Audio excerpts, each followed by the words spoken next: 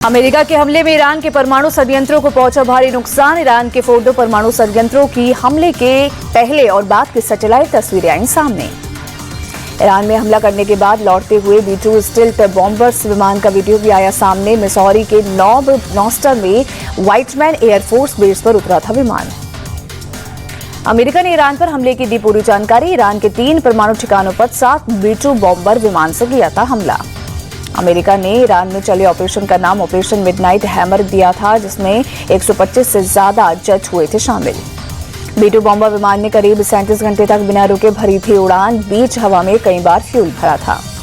B-2 bomber ने Fordow और Natanz site पर 30,000 पाउंड यानी 14,000 किलो के 1 दर्जन से ज्यादा बंकर बस्टर बम गिराए। इस्फहान और नतांज न्यूक्लियर साइट पर 30 टॉमहॉक क्रूज मिसाइलें दागी गई थी। इन्हें 400 मील दूर अमेरिकी पनडुब्बियों से किया गया था लॉन्च। अमेरिकी राष्ट्रपति डोनाल्ड ट्रंप का बयान, बोले ईरानी न्यूक्लियर साइट को बहुत बड़ा नुकसान हुआ। हमारा हमला जोरदार और सटीक था। अमेरिकी सेना ने शानदार प्रदर्शन किया। अमेरिका के ईरान पर हमले के बाद तनातनी जारी। ईरानी विदेश मंत्री ने कहा, बातचीत का अब सवाल ही नहीं, परमाणु ठिकानों पर हमले का अंजाम देखेगा अमेरिका।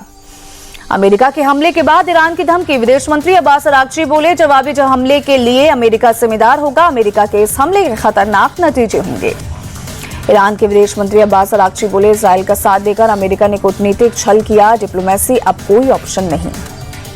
ईरान के राष्ट्रपति मसूद पेजेशाकियन ने फोन पर पीएम मोदी से की बात। दोनों के बीच फोन पर 45 मिनट तक हुई बातचीत।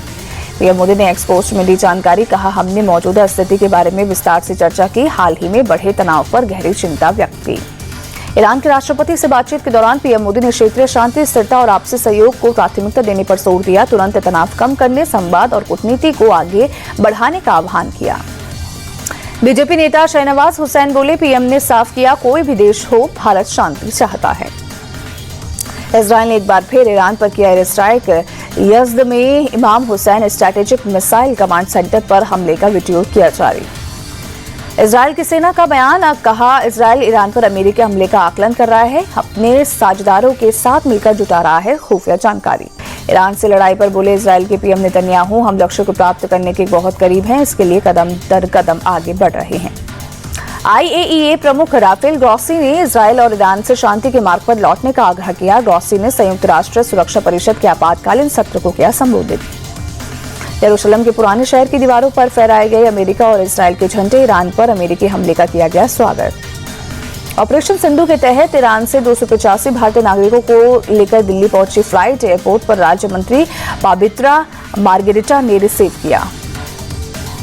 ईरान से आए भारतीय नागरिकों ने सरकार और विदेश मंत्रालय का जताया आभार। अब तक 1713 भारतीय नागरिक ईरान से स्वदेश लौटे।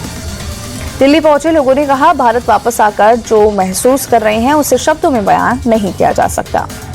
दिल्ली में फिल्म सितारे ज़मीं पर की हुई स्पेशल स्क्रीनिंग। इंडिया टीवी के चेयरमैन रजत शर्मा भी स्क्रीनिंग में पहुंचे। रजत शर्मा ने फिल्म सितारे ज़मीन पर की तारीफ। कहा, फिल्म न सिर्फ मनोरंजक है बल्कि एक मैसेज भी देती है। स्क्रीनिंग में पहुंचने पर आमिर खान ने रजत शर्मा का शुक्रिया अदा किया। अभिनेता आमिर खान के साथ कई राजनीतिक हस्तियों ने भी देखी फिल्म। गुलाम नबी आजाद, मनोज तिवारी और पूर्व क्रिकेटर शिखर धवन भी स्क्रीनिंग में पहुंचे। जगन मोहन रेड्डी के दौरे के दौरान शख्स की मौत मामले में गुंटूर के पुलिस अधीक्षक ने कहा, चालक के अलावा जगन मोहन रेड्डी और काफिले में शामिल हुए और लोगों को आरोपी बनाया गया। गुजरात के डांग में भारी बारिश। लगातार तेज बारिश के चलते गिरिडोध झरना उफान पर।